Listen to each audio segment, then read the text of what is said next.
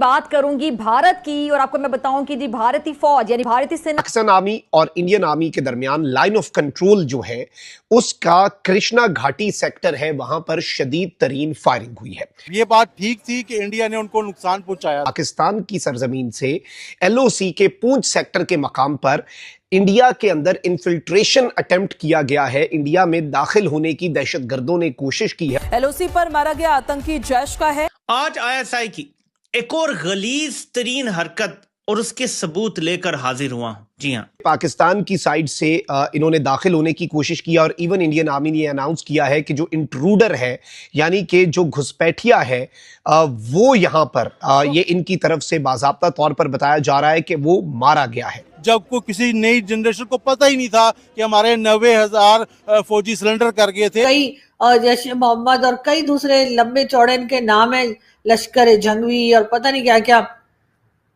इन तमाम ही लोगों को सपोर्ट किया जा रहा है, इन तमाम ही लोगों को फंडिंग की जा रही है। पाकिस्तान टेरर के कैंप्स चला रहा है और टेरर के लॉन्च पैड्स हैं मकबूजा वादी में दाखिल करने के लिए। आजाद कश्मीर में ये बड़ी खबर है जहां राजस्थान बॉर्डर पर तैनात होंगे तेजस MK1A और फॉरवर्ड एयरबेस पर MK1A स्क्वाड्रन की तैनाती होगी। पाकिस्तान के लिए इसमें क्या चैलेंजेस हैं कि मामलात कहीं निपट जाएं, क्योंकि इधर भारत तैयारियों के अंदर पूरा मुकम्मल बैठा हुआ है। इंडियन फोर्सेस ने और इस वक्त बड़ी तादाद में मूवमेंट जो है वो रिपोर्ट की जा रही है पूंछ सेक्टर में एलओसी पर शदीद झड़पों की इत्तलात मौसूल हो रही हैं। और भारतीय मीडिया इस वक्त क्या रिपोर्ट कर रहा है, ये परेशान कुन अपडेट्स हैं। कुछ परेशान कुन डेवलपमेंट्स जो हैं वो इस वक्त हमें मौसूल हो रही हैं।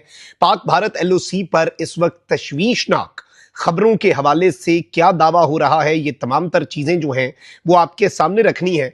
लेकिन भारतीय मीडिया जो रिपोर्ट कर रहा है वो एक मुख्तलिफ कहानी है। पाकिस्तान को दोबारा से ब्लेम किया जा रहा है। नाज़रीन इकराम, सबसे पहले तो ये खबर आती है टैक्टिकल ट्रिब्यून की तरफ से। रिपोर्ट किया जाता है कि पाकिस्तान आर्मी और इंडियन आर्मी के दरमियान लाइन ऑफ कंट्रोल जो है उसका कृष्णा घाटी सेक्टर है, वहां पर शदीद तरीन फायरिंग हुई है।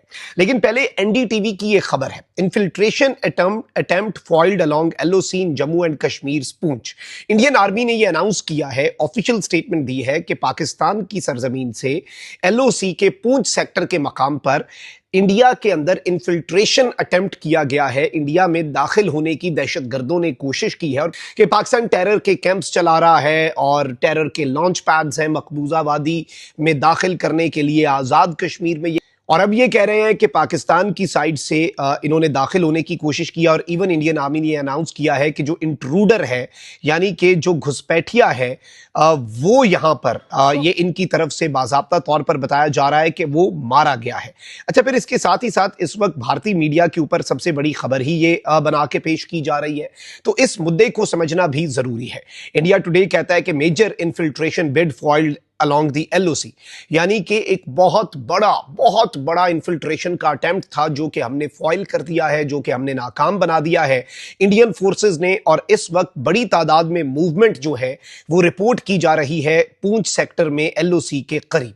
अब ये जो डेवलपमेंट है, इन दोनों डेवलपमेंट्स को जरा अलग अलग, एक कृष्णा घाटी के हवाले से ये कह रहे हैं कि पाकिस्तान की साइड और इंडिया की साइड जो है यानी दोनों मुल्कों की आर्मीज की आपस में झड़प हुई है। अगर ये सब कुछ देखने के बाद दुनिया ये समझे कि पाकिस्तान ऐसे लोगों को, ऐसे जिहादी माइंडसेट के लोगों को सपोर्ट नहीं कर रहा, तो यकीनन ये उनकी सबसे बड़ी गलती और सबसे बड़ी बेवकूफ़ी होगी। इसलिए कि बिल्कुल पाकिस्तान इस तरह के लोगों को ना सिर्फ ये कि सपोर्ट कर रहा है, फंडिंग भी होती है और फंडिंग भी ऐसी वैसी नहीं होती कि आप समझें कि सिर्फ गवर्नमेंट की तरफ से हो रही है या आम लोग जो है वो थोड़ी बहुत फंडिंग कर रहे हैं, ऐसा नहीं है। लोग जो है बड़े बड़े जो बिजनेस कम्युनिटी के लोग हैं वो तक इस तरह के लोगों को और इस तरह के जिहादी माइंडसेट के जो ग्रुप्स हैं, चाहे वो TLP हो, चाहे वो तहरीक लब्बैक की जैसे मैं बात कर रही हूँ, या और कई जैश ए मोहम्मद और कई दूसरे लंबे चौड़े इनके नाम है, लश्कर जंगवी और पता नहीं क्या क्या। इन तमाम ही लोगों को सपोर्ट किया जा रहा है, इन तमाम ही लोगों को फंडिंग की जा रही है, जो कि बिजनेस कम्युनिटी भी कर रही है। और जाहिर है कि कहीं ना कहीं इनको ऐसी जगह भी दी जाती है कि जब इलेक्शंस हो, हालांकि इलेक्शंस का कोई खास मतलब नहीं है पाकिस्तान में। इलेक्शंस जो है वो जिस तरह से होते हैं और जिस तरह से लोगों को लाया जाता है, जिस तरह से हटाया जाता है, वो सभी जानते हैं। लेकिन इसके बावजूद जी अगर इलेक्शंस होते हैं तो इन लोगों को इलेक्शन में हिस्सा लेने की भी इजाजत होती है। और ये एग्जाम्पल हमने देखा कि लास्ट टाइम टीएलपी तहरीक लब्बैक जो है, जो कि एक टेरर ऑर्गेनाइजेशन है और हर वक्त लोगों के ऊपर अटैक करते रहते हैं, लोगों को जिंदा जला देते हैं, उनको भी ये इजाजत दी गई थी कि हाँ जी आप इलेक्शन में हिस्सा ले सकते हैं। लेकिन बात सारी फिर वही आ जाती है कि एफएटीएफ के टाइम पर आईएमएफ, वर्ल्ड बैंक और इसी तरह की कई जगह पे जब फंडिंग की बात आती है तो पाकिस्तान फौरन ये कह देता है कि नहीं जी हमारे यहाँ तो कोई टेररिज्म को हम सपोर्ट नहीं करते, हम तो खुद विक्टिम हैं। खुद विक्टिम तो आप होंगे ही। जो सुसाइड बॉम्बर जाता है और वो अपने आप को उड़ाता है तो वो खुद भी तो मर जाता है, तो अब क्या उठकर ये कहेगा कि जी देखो जी मैं तो खुद विक्टिम हूं और आप मुझे कह रहे हो कि जी मैंने लोगों की जान ले ली। तो जाहिर है जिस तरह की हरकतें यहाँ से की जाती हैं, जिस तरह से फंडिंग और सपोर्ट दी जाती है टेररिज्म को, उसके बाद ये कहना कि नहीं जी हम तो खुद विक्टिम है, मेरा ख्याल है सारी दुनिया बेवकूफ नहीं हो सकती कि वो हमारी इन बातों में आ जाए और वो ये समझे कि हाँ जी पाकिस्तान में तो खुद क्योंकि टेररिज्म हो रही है तो ये तो खुद विक्टिम है। वो टेररिज्म इसलिए हो रही है कि हमने उस टेररिज्म को सपोर्ट किया, सालों साल हम सपोर्ट करते रहे और आज तक हम सपोर्ट कर रहे हैं। यहाँ तक कि हमारे जो डिफेंस मिनिस्टर साहब हैं ख्वाजा आसिफ साहब, उनका भी आपको याद होगा कि कुछ टाइम पहले उन्होंने कहा कि पाकिस्तान ने 30 साल तक मिलिटेंट्स को सपोर्ट किया। हाँ ये हमारी गलती थी जी, हमें अमेरिका की वजह से करना पड़ा। अमेरिका की वजह से नहीं करना पड़ा सर, आपको डॉलर्स की वजह से करना पड़ा। आप लोग पैसा ले रहे थे और आप यहाँ पे मिलिटेंट्स को सपोर्ट कर रहे थे। आप अफगानिस्तान के टाइम पर भी आप अमेरिका का साथ दे रहे थे और अब आप कहते हैं जी अफगानिस्तान वाले तो हमारे भाई हैं। अफगानिस्तान वालों को पहले तो शायद समझ में नहीं आया कि क्या चल रहा है, उनको समझ में नहीं आया कि पाकिस्तान स्पेस दे रहा है और यहाँ से जो ड्रोन अटैक्स उनके सर के ऊपर किए जा रहे हैं उसमें मददगार या उसमें जो मदद की जा रही है वो और कोई नहीं बल्कि पाकिस्तान कर रहा है। इंडिया अब रवादारी नहीं दिखाएगा, अच्छा यानी इंडिया अब लिहाज नहीं करेगा। पश्चिम बंगाल में शुभेंदु सरकार का बड़ा फैसला, भारत बांग्लादेश बॉर्डर पर लगेगी फेंसिंग, जमीन देने का काम शुरू। एक तरफ इंडिया की जानिब से, दूसरी तरफ अफगानिस्तान वाली जानिब से जहां खुली जंग जारी है और इंडिया वाला खतरा किसी भी वक्त है, मालूम ही नहीं है कि वो क्या करेंगे। बीएसएफ फेंसिंग पूरा कर देगा। जैसे ही शुभेंदु अधिकारी सत्ता में आए हैं, जैसे उन्होंने सीएम पद की शपथ ली है, वो एकदम रैपिड फायर राउंड से गेम खेलना शुरू किया है। आज एक मर्तबा फिर दुश्मन ने बदतरीन हमला किया है। पाकिस्तान इस वक्त हालते जंग में आ चुका है। सराय नौरंग बाजार में लकी मरवत की ये हदूद हैं, यहाँ पे एक बहुत बड़ा धमाका हुआ है, एक बहुत बड़ा हमला किया गया है जिसमें अब तक की इतलात के मुताबिक 9 अफराद शहीद हो चुके हैं। आसमान से गिरे और खजूर में अटक गए। पाकिस्तानी बॉर्डर से 3 किलोमीटर जो इंडियन हदूद है वहां पर हर तरह की नकलो हरकत पर पाबंदी आयद कर दी गई है। पहली कैबिनेट मीटिंग में लिए गए फैसलों में बांग्लादेश की सीमा पर फेंसिंग के लिए बीएसएफ को 45 दिन के अंदर जमीन देने का फैसला सबसे बड़ा और सबसे अहम माना जा रहा है। अगले 4 माह के दौरान पाकिस्तान और इंडिया के दरमियान एक फुल स्केल लड़ाई के इम्कानात के पेश नजर इंडिया ने अपने सरहदी इलाकों के अंदर जो 3 किलोमीटर की हदूद है उसको भारतीय फौज के लिए मुख्तस कर दिया है। जो उन्होंने बीएसएफ को लैंड दिया, फिर सारी योजनाएं लागू करना। शुभेंदु अधिकारी सत्ता में आए हैं, जैसे उन्होंने सीएम पद की शपथ ली है, वो एकदम रैपिड फायर राउंड से गेम खेलना शुरू किया, as if miles to go before I sleep वाले स्टाइल में। जी सर, अभी जो रिसेंटली 6 पॉइंट्स का सभी ने सुना है, जो उन्होंने बीएसएफ को लैंड दिया, फिर सारी योजनाएं लागू करना, आईएएस आईपीएस को सेंटर में भेजना। बट आज जो बड़ा सबसे मजेदार आया है, मनोज अग्रवाल जी, उनको उन्होंने चीफ सेक्रेटरी अपॉइंट कर दिया है सर। जी हाँ, 2 नियुक्तियां हुई हैं। एक 2 दिन पहले हो गई थी सुब्रत गुप्ता की, जो उनके सलाहकार बनाए गए हैं। वो भी विशेष पर्यवेक्षक थे एसआईआर के चुनाव आयोग की तरफ से। और एक मनोज अग्रवाल जो सीईओ थे, मुख्य निर्वाचन अधिकारी थे, उनको चीफ सेक्रेटरी बनाया गया।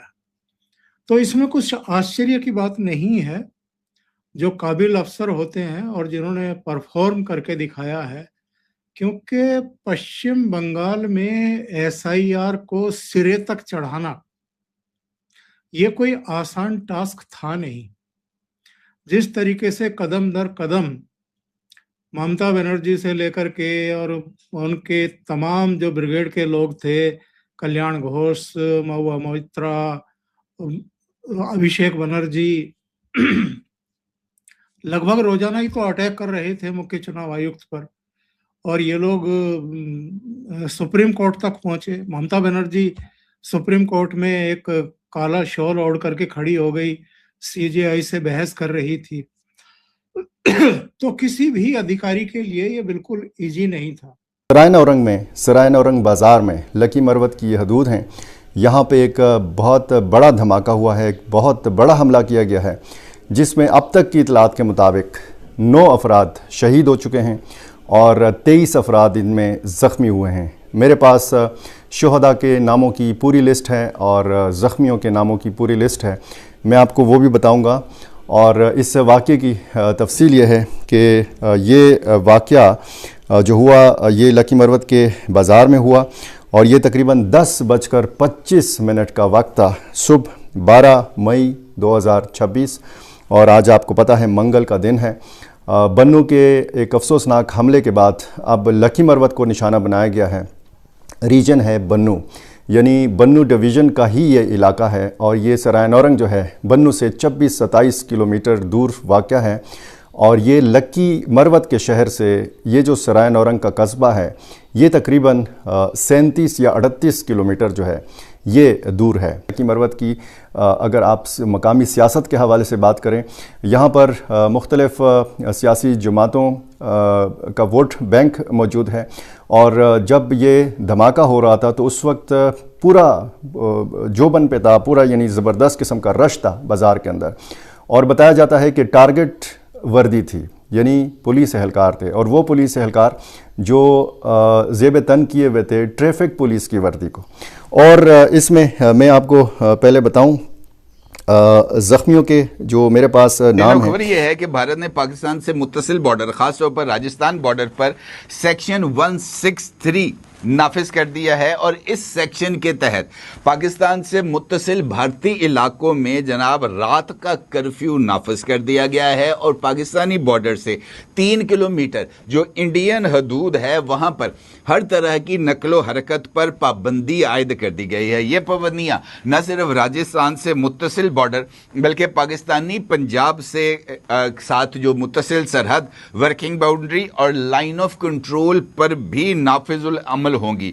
अहम बात यह है कि भारत की जानिब से ये पाबंदियां अगले 4 माह यानी 15 सितंबर तक बरकरार रखी जाएंगी और इस हवाले से भारतीय हुकूमत की जानिब से नोटिफिकेशन भी जारी कर दिया गया है। इसका मतलब यह है कि अगले 4 महीने तक पाकिस्तान और इंडिया के दरमियान जो सरहदी तनाव है वो ना सिर्फ बरकरार रहेगा बल्कि अगले 4 माह के दौरान पाकिस्तान और इंडिया के दरमियान एक फुल स्केल लड़ाई के इम्कानात के पेश नजर इंडिया ने अपने सरहदी इलाकों के अंदर जो 3 किलोमीटर की हदूद है उसको भारतीय फौज के लिए मुख्तस कर दिया है। इस सूरत हाल में यह सवाल है और बड़ा ही इंपॉर्टेंट सवाल है कि भारत की जानिब से यह फैसला किस बुनियाद के ऊपर किया गया।